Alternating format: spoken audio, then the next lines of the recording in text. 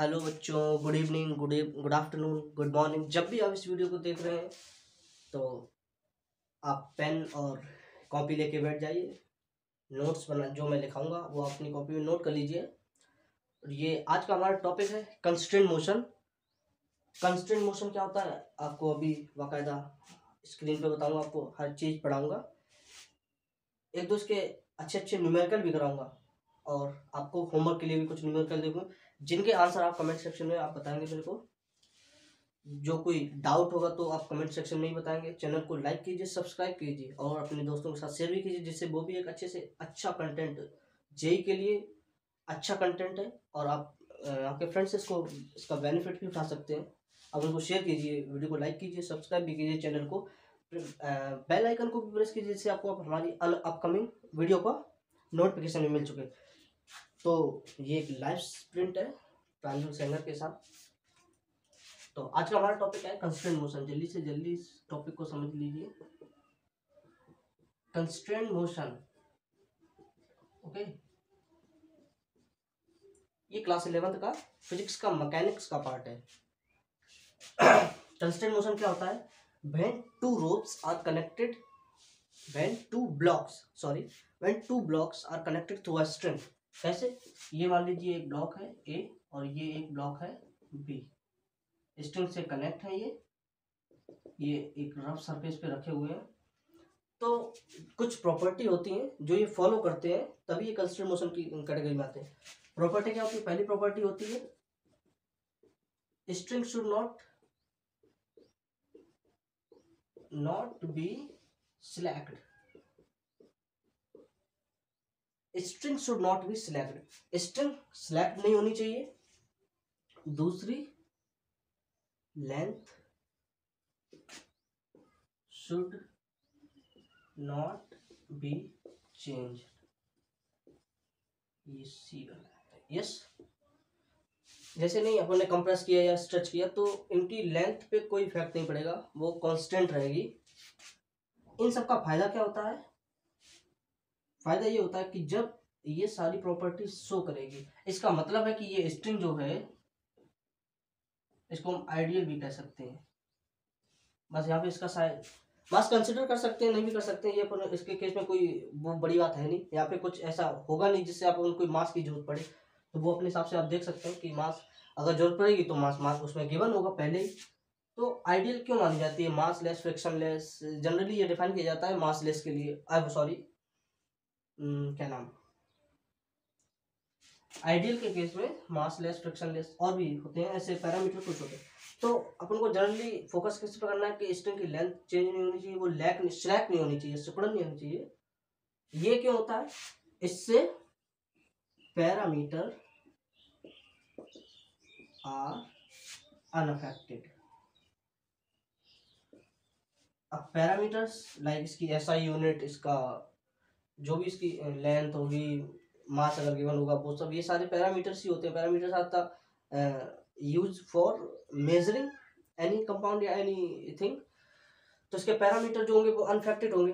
Parameter unaffected मतलब क्या होता है? यहाँ पे कहने का मतलब ये है कि अगर ये 5 मीटर ए ब्लॉक इधर जाएगा तो 5 बी इधर ही जाएगा 5। अगर बी इधर 5 जाएगा तो ए इधर 5 जाएगा। ऐसा नहीं है कि बी को हमने 5 मीटर खींच दिया और ए वहीं रखा है, या ओ ए 5 से ज्यादा चला गया, ऐसा भी नहीं है। फिक्स वैल्यू होगी, इनके फिक्स पैरामीटर होंगे, बिल्कुल ये कभी चेंज नहीं होंगे। आप नोट कर लीजिए एक बार।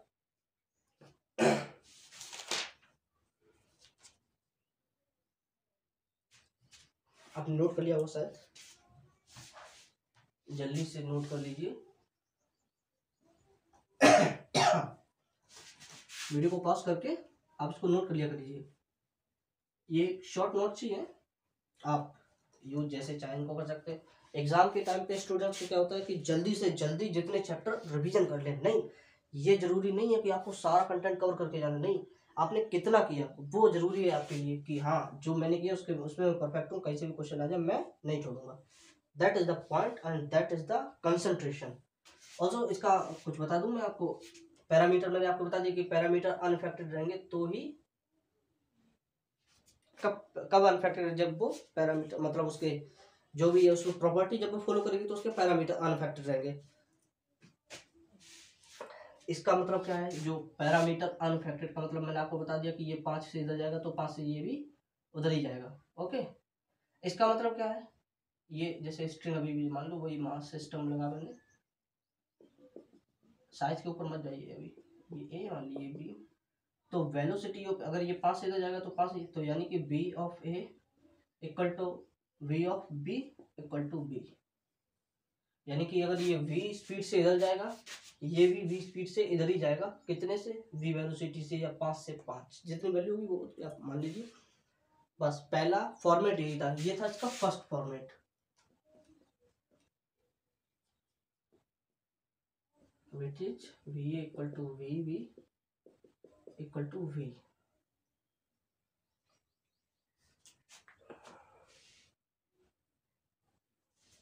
दूसरा फॉर्मेट क्या होता है, आइए वो भी देख लेते हैं।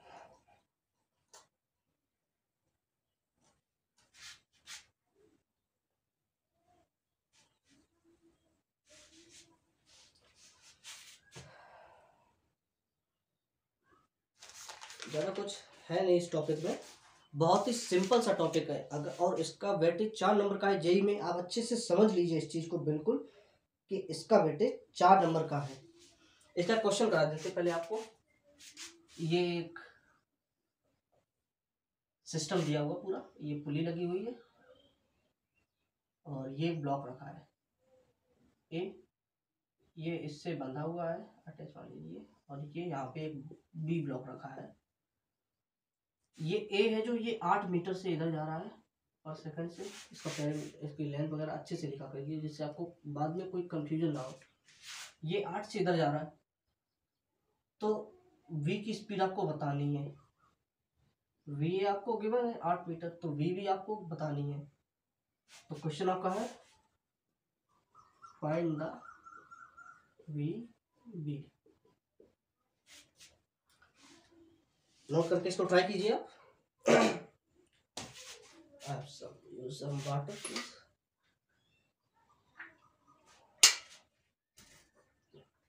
ट्राई कर लिया होगा आपने, 10 सेकंड से भी कम सेकंड में आप उसको समय में कर सकते हैं generally.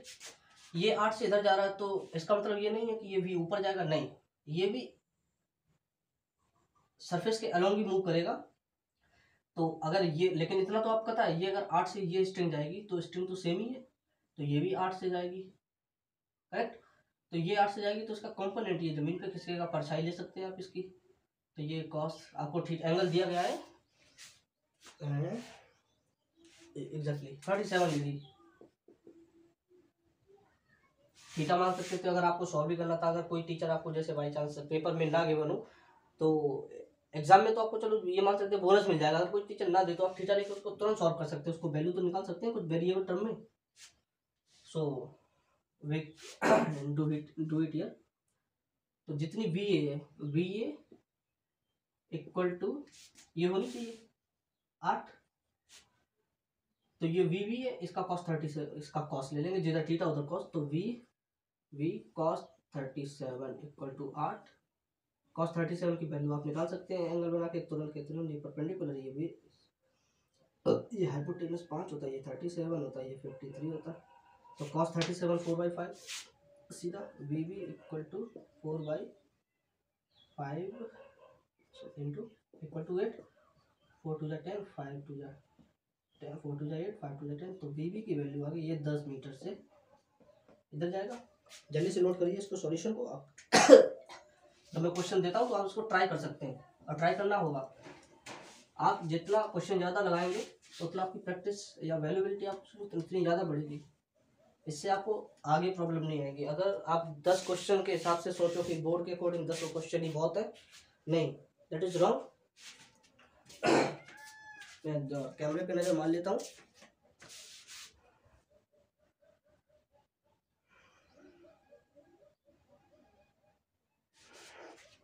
Okay, the camera is just slightly, yes, okay, cool. Second format इसका बता देता हूँ मैं आपको, ये सेकंड फॉर्मेट है, जब मैन और ये पुली का केस होगा, इसमें पुली मूव करेगी। उसमें क्या थी, स्ट्रिंग फिक्स थी। फर्स्ट फॉर्मेट में क्या थी, स्ट्रिंग फिक्स थी, लिख नहीं पाया मैंने, आप बीच में अपने नोट बना लीजिए कि फर्स्ट फॉर्मेट क्या है आपका, when string is fixed. Second format क्या है आपका, व्हेन पुली इज, स्ट्रिंग तो मूव कर नहीं सकती, टूट के अलग से कहीं जाए, व्हेन पुली इज मूविंग।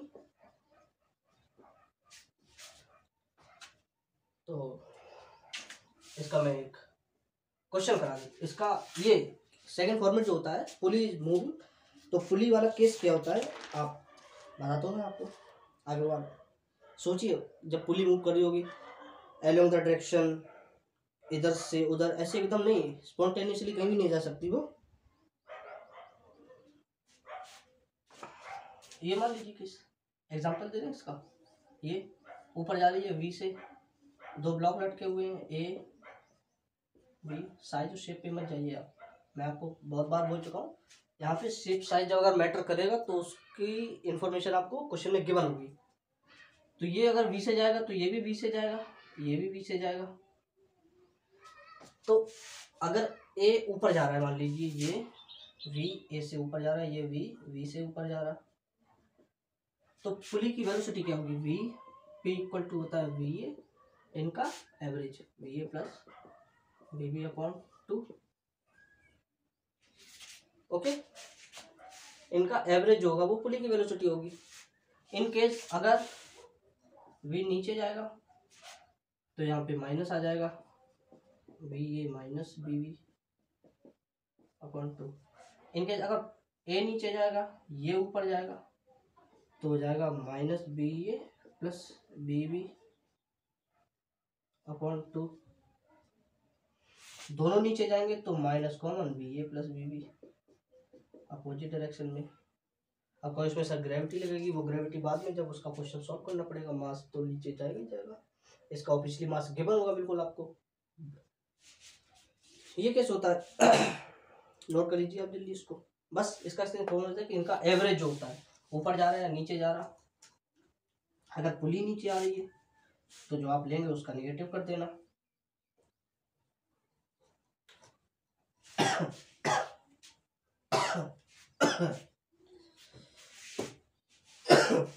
थोड़ी सी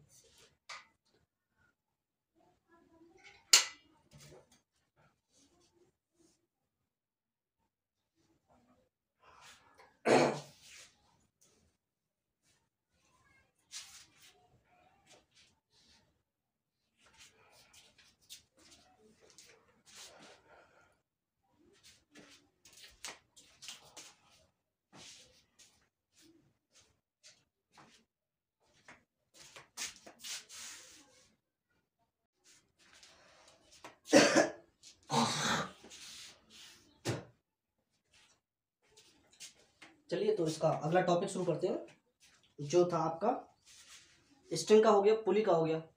इसके क्वेश्चन मैं लास्ट में आपको कराऊंगा बिल्कुल, या आप अभी चाहे तो अभी कर सकते हैं।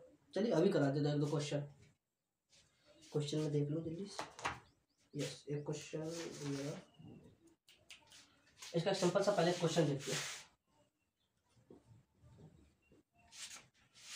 ये पुली है, एक सिरा इसका फ्लोर से बंधा हुआ है, ये मास लटका है ए, मान लीजिए इसको, ये पुली ऊपर जा रही है आपकी, कितने से जा रही है आपको देखते हैं आप, 10 से, ये 10 से जाएगी 10 मीटर पर सेकंड, तो ए की वेलोसिटी ऊपर के हिसाब से जाएगी V A. We have to find what is the value of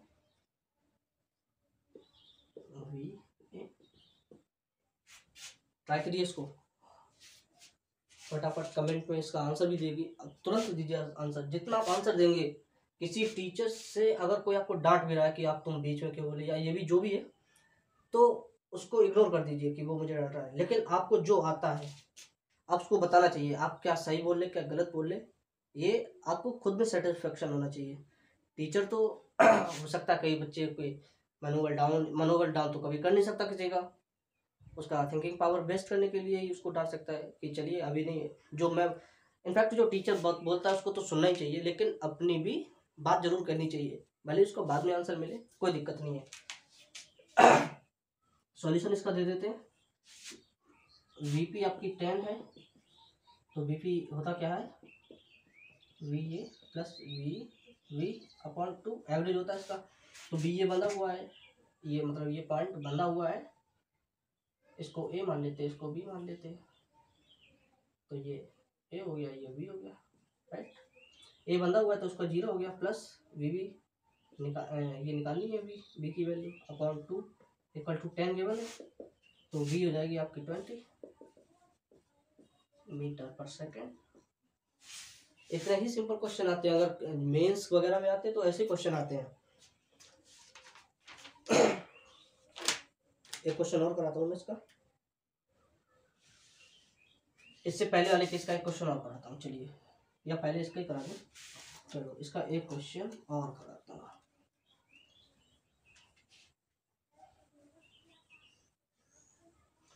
video को जितने से ज़्यादा लाइक करिए, शेयर कीजिए, उसको ज़्यादा से ज़्यादा शेयर कीजिए, जिससे आपके फ्रेंड्स भी इसका बेनिफिट ले सकें।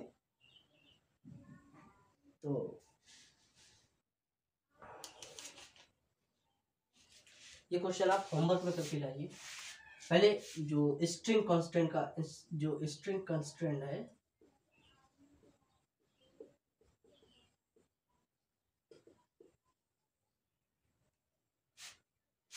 उसका क्वेश्चन है। आपको टाइम दूंगा 10 सेकंड का, ट्राई करिए। क्वेश्चन है ये पुली एक है, एक ब्लॉक एक ब्लॉक ये ए है, ये बी है, फ्लोर पे रखे हुए हैं, ये कहीं भी हिंज है, मान लीजिए पुली हिंज है। आपको ये एंगल दिए गए हैं, ये 53 डिग्री से और ये 37 डिग्री से। ए जा रहा है 10 मीटर पर सेकंड से इधर, तो बी की वेलोसिटी क्या होगी। अभी इससे पहले जस्ट क्वेश्चन किया था, उसकी वेलोसिटी आपको पता थी कि ये जो स्ट्रिंग है ये तो ऊपर ही खींचेगी, इसमें जो स्ट्रिंग आएगा वो ऊपर का होगा, लेकिन जो ये बी ब्लॉक है ये मूव करेगा सरफेस के अलॉन्ग, तो इसका ये कंपोनेंट बनेगा, आपको पता होगा 37 कॉस के टर्म में, जो भी है इधर आप ट्राई कीजिए इसको। 1 2 3 4 5 6 7 8 9 10 ट्राई कर लिया होगा आपने। चलिए शुरू करते हैं इसको। वीवी की इसकी वेलोसिटी निकाली थी यार, क्वेश्चन आपको पता तो चल ही सकता है इसका, अगर ये 10 है तो इसका पूछा जाएगा, स्पेशली ये तो पूछा ही नहीं, पुली किस बेस पे मूव कर रही है। सॉल्यूशन क्या है, आपको बी ए गिवन है 10 मीटर पर सेकेंड, बी वी फाइंड करना है, निकाल लीजिए। ये 10 है, अगर ये मान ली ये फोर्स कैसे लगाएगा, इस टाइप से लगाएगा, तो ये वी ओ ए के टर्म में ये भी 53 हो जाएगा, तो इसका कॉस ये क्या होगा, v 10 cos 53, 10 cos 53। अभी ट्राई कीजिए इसको, मैं सॉल्व कर रहा हूँ, कोई दिक्कत नहीं है, आप इसको ट्राई करते रहिए। कहाँ पे थे, यहाँ पे थे ना, ये टर्म 10 cos 53 हो जाएगा,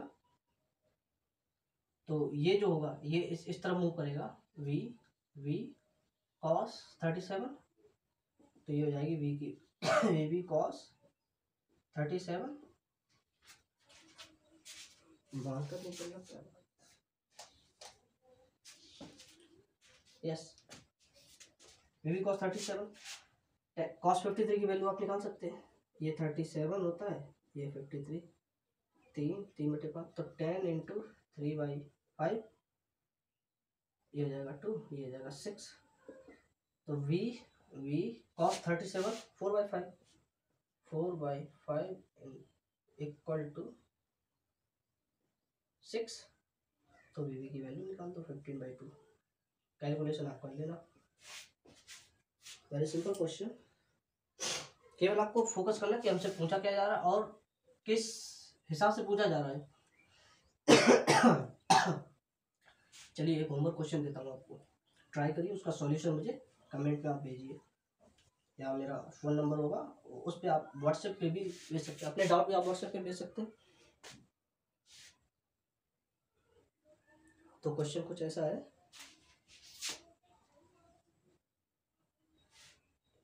ये क्वेश्चन है,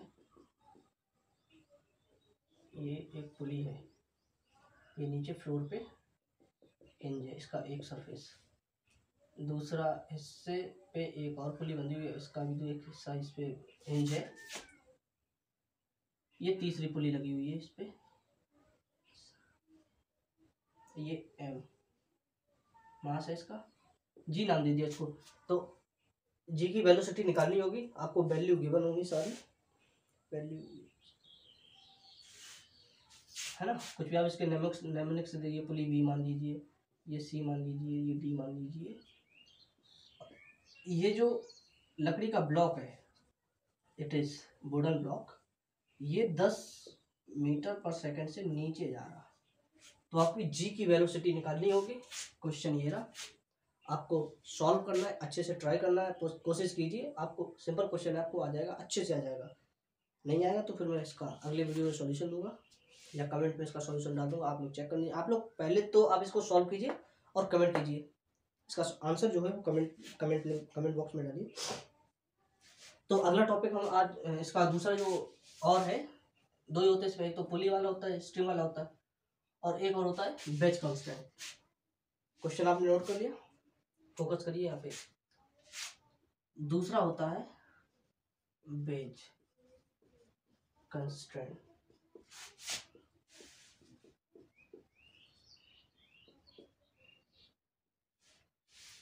बहुत छोटा टॉपिक है, 5 मिनट लूंगा इसको बताने में आपको। बेज कांस्टेंट क्या होता है,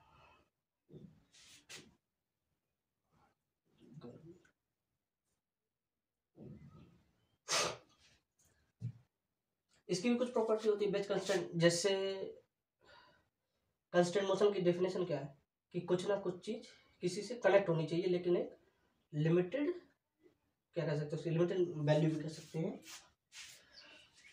जैसे इसमें ये एक है, फिसल से अपन झूला देखा होगा उसमें, तो इस पे एक ब्लॉक रखा है, ये है ना, ये क्या है, ब्लॉक मान लीजिए।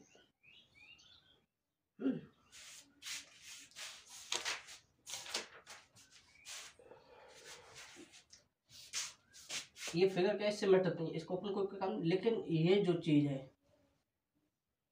कांटेक्ट पॉइंट, यानी कि पॉइंट ऑफ कांटेक्ट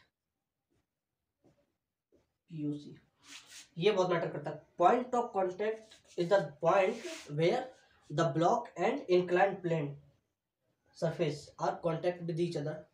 प्रॉपर्टी क्या होगी इसकी,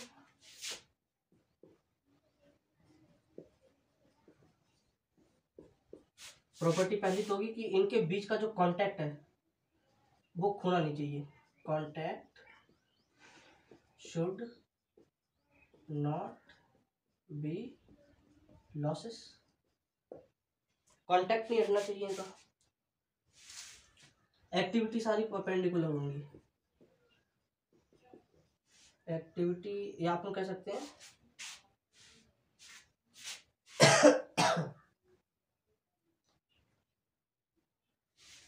इनकी एक्टिविटी लाइक पैरामीटर इनको कह सकते हैं कि जो रिलेटिव एक्सेलरेशन या रिलेटिव वेलोसिटी होगी है। तो दूसरा है रिलेटिव, डायरेक्ट लिखता हूँ तो आपको समझ नहीं आएगा फिर।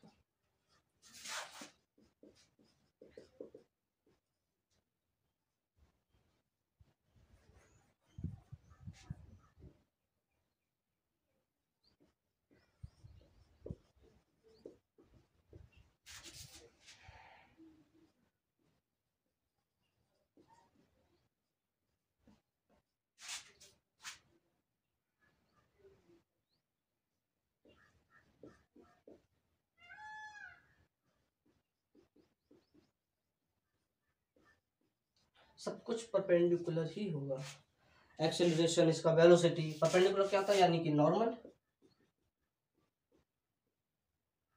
नॉर्मल ये रहा, इस सरफेस के नॉर्मल ये रहा, इसके नॉर्मल ये रहा, दो ही सरफेस के नहीं नॉर्मल यहाँ पर।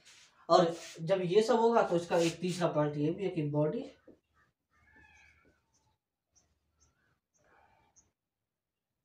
शुड रिजिड, बॉडी आ रिजिड, रिजिड होंगी body, rigid in nature, nature wise जो बॉडी होंगी वो रिजिड होंगी, अच्छे से इसको पढ़ लीजिएगा, नहीं आएगा तो फिर से समझाऊंगा इसको मैं।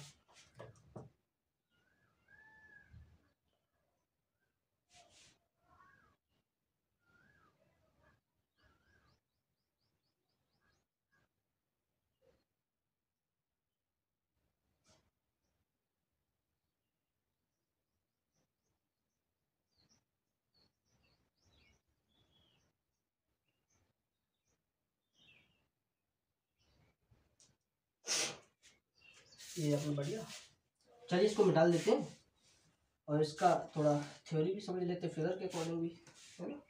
बिना फिगर के तो हमको कुछ समझ में आता नहीं है। ये आपको समझ में आ गया होगा ना कि बॉडी रिजिड होनी चाहिए, रिजिड होगी तो मतलब जब उसकी प्रॉपर्टी है ये कि बॉडी रिजिड होनी चाहिए, उनका रिलेटिव एक्सीलरेशन या वेलोसिटी जो भी उनके परपेंडिकुलर होना चाहिए, और उनका कांटेक्ट लॉस नहीं होना चाहिए। कांटेक्ट लॉस हो जाएगा तो अपन एक्सीलरेशन किस पे लगाएंगे, किसी एक इनिशियल वेलोसिटी का, आई मीन पर्टिकुलर ऑब्जेक्ट का तो कुछ अपन डिफाइन नहीं कर सकते, वो तो उसका खुद ही डिफाइन होगा ना। कि अगर मैं आपसे कहूँ कि मेरा एक्सीलरेशन क्या होगा, तो मैं किसी के रिस्पेक्ट में पूछ रहा हूँ ना, तब तो मैं अपना बता सकता हूँ कि मेरा इतना है, उसके रिस्पेक्ट में पर्टिकुलर मेरा कितना है, ये this should be change. Figure समझते हैं इसका। ये एक इंक्लाइन ब्लॉक मान लीजिए और इस पे एक ये ब्लॉक रखा है, राइट। ये पीओसी है, ये V1 मान लीजिए, ये V2 और ये V3। ये अगर थीटा है तो इसके अकॉर्डिंग ये यहाँ से ये भी थीटा, ये V1 और ये ऐसे जा रहा, तो ये 90 माइनस थीटा है ना, 90 माइनस थीटा, ये थीटा। तो इस हिसाब से ये V3 कहाँ गया आपका, ये रहा V3। तो जो V3 की वैल्यू निकल के आएगी वो V1 साइन थीटा के निकल के आएगी। बस इतनी सी इसमें बात है। V1 इधर जा रहा, तो जिधर कॉस उधर थीटा होता है, तो ये कॉस का टर्म है तो इधर साइन का टर्म बनेगा ऑब्वियसली। जैसे ये ब्लॉक ऐसे रखा, अगर ये हम ऊपर की ओर ले लें तो ये इसका निकलेगा, तो ये हो जाएगा। अगर ये थीटा है तो जिधर थीटा उधर कॉस लेते हैं अपन, तो जिधर कॉस है उधर, जिधर ये थीटा इधर है तो इधर कॉस होगा तो इधर साइन होगा, तो V1 साइन थीटा V3 के बराबर होगा जो इधर जाएगा। तभी तो इसका ऐसे ये एंगल, जैसे कंपोनेंट कैसे लेते हैं इस तरफ से कंपोनेंट, तो इधर कॉस था, ये भी कॉस होगा, ये कॉस है। अगर ऊपर मान के चलेंगे तो ऊपर कॉस बनेगा, ये वर्टिकली अपोजिट एंगल के हिसाब से। तो हिसाब से आपकी ये जो रिजल्ट निकल के आता है, बस इतना सही टॉपिक है। कुछ इसके क्वेश्चन आप प्रैक्टिस कर लीजिए, और कुछ डाउट हो गए तो आप कमेंट सेक्शन में बता सकते हैं मेरे को। बाकी आज का टॉपिक यहीं खत्म करते हैं। फिर कंस्टेंट मोशन, ये आपका पूरा कंस्टेंट मोशन हो गया। इसके जनरली क्वेश्चन ही ज़्यादा इंपॉर्टेंट है, क्वेश्चन लगाओगे तो कंटेंट पूरा समझ में आएगा। ये तो मैंने जस्ट एक थ्योरी दे दी आपको कैसे कैसे करना है। बाकी प्रैक्टिस आपके यहाँ पे, आप जितने से ज़्यादा प्रैक्टिस करिए। कुछ ही दिनों में इसका मैं डिस्क्रिप्शन में लिंक डाल दूंगा जिसमें DPP शीट वगैरह आपको मिल जाएंगे सॉल्व करने के लिए। अगर डाउट होगा तो आप कमेंट सेक्शन में पूछ सकते हैं, या उसके लिए मैं कभी फिर जो DPP वगैरह है उसका लाइव सेशन कभी ले लूँगा आपको। तो वीडियो को सब्सक्राइब जरूर कर लेना चैनल को, जिससे आपको सारा कंटेंट अच्छे से बेनिफिट ले सकें उसका।